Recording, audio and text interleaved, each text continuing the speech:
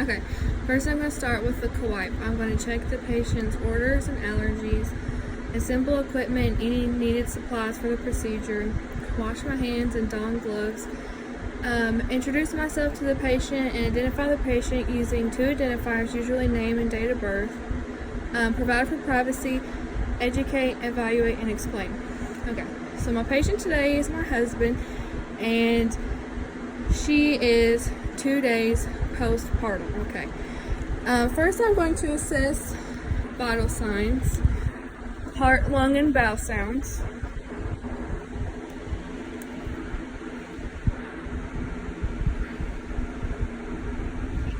Take a breath. Another breath.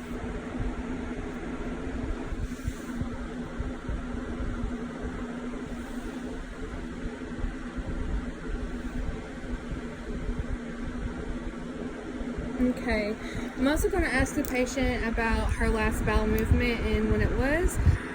Her last bowel movement was the same day that she delivered, so normal elimination should return about day 2, so we should expect a bowel movement sometime in the next day or so. Next, I'm going to measure and see where her uterus is and see if it is firm. First, I'm going to ask the patient if she needs to void. That way the bladder is not in the way. I would also see if she still has a Foley catheter in place and if she's been voiding without it, and she had her catheter removed yesterday, and so I'll help her void if she needs it. Okay, so next, I'll find the umbilicus.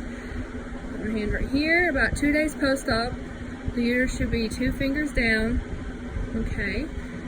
Palpate. Everything feels good. It's firm and where it should be. Then I'm going to ask about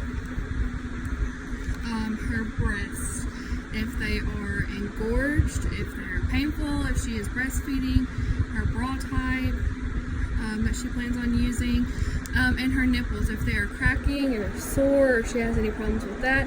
This patient is planning on breastfeeding. She states she does not have any problems with her nipples right now. She's a little sore in general, but that can be expected when establishing your milk supply. I would also palpate the breasts to make sure there's not any unusual masses and to make sure they are symmetrical. I would also assess the patient's perla and level of consciousness when I'm doing her vitals.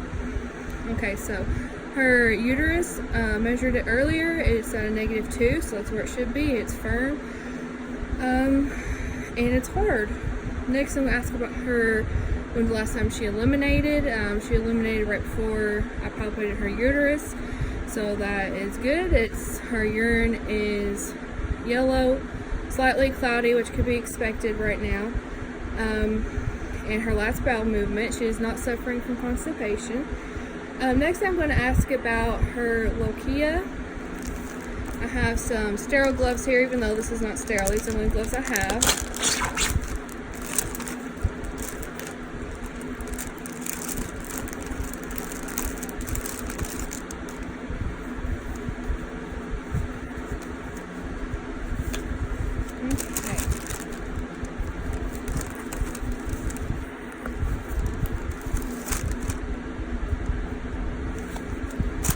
I have the patient's perineal pad here.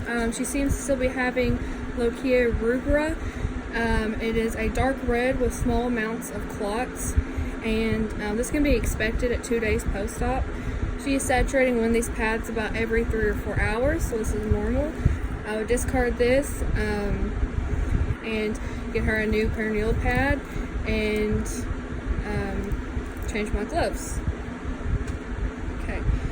Next, I'm going to have the patient turn so I can assess for hemorrhoids and the episiotomy if she had one, which she did. Okay. So turn onto your side. No, this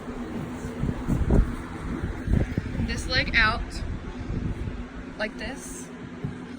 Yes. Okay, so this is the optimal position to check her episiotomy and see if there are any presence of hemorrhoids. This patient's episiotomy was midline. There's a small amount of redness and edema with no drainage.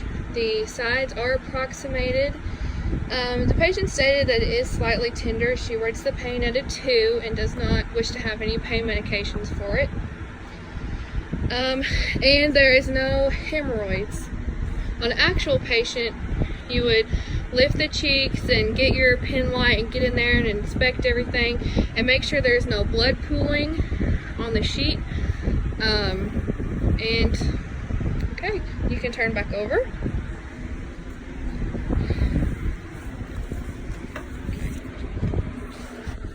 This patient asked about perineal care, and she is using the perineal bottle to cleanse herself and for any pain relief.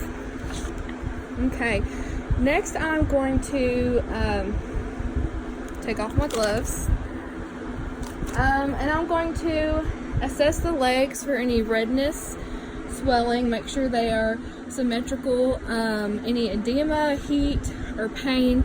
The patient denies all of these signs, so then I'm going to check for a Homan sign, and I'm going to have the patient dorsiflex each foot. If there were any other positive signs, like the redness and the swelling, I would not do that in case there was a DVT, but this patient's good, so we're going to do it. Okay, so lift your toes towards me. Do you feel any pain? Okay, the patient does not have any pain. And then we'll do this one towards me. Okay. And if there was swelling, I would measure each leg to see what the numbers were, to see if the swelling was getting worse or better. And the patient had no pain in the calf while she was doing this, so that's negative Homan sign. Next, I'm going to ask about emotion, number of hours of sleep. If the patient feels well rested, the patient feels moderately well rested, which can be expected 2 days postpartum. She is making eye contact and caring with the baby, so there is some attachment and bonding there. She's responding when the baby cries.